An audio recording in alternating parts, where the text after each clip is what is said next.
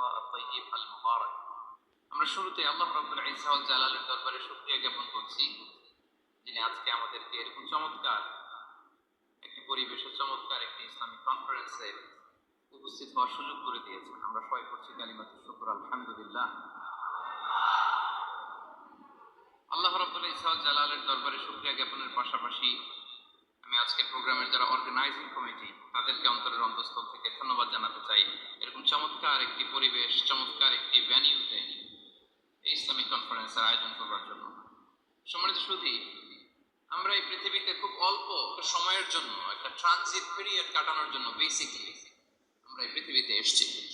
আমরা কি চিরকাল এই পৃথিবীতে থাকবো বলেন তো? না, একটা ট্রানজিট পিরিয়ডে আমরা এসেছি, আবার চলে যেতে হবে।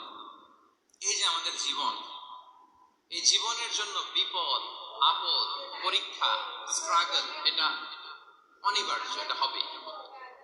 বিপদ নাই, কষ্ট নাই, আপদ নাই, অনিশ্চয়তা নাই, স্ট্রাগল নাই, এমনকি কেউ আছে এখানে?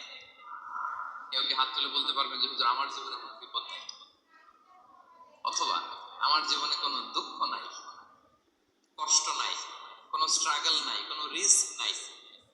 এরকম সৌভাগ্যবান কেউ আছেন এখানে? তাহলে জীবনের জন্য পরীক্ষা,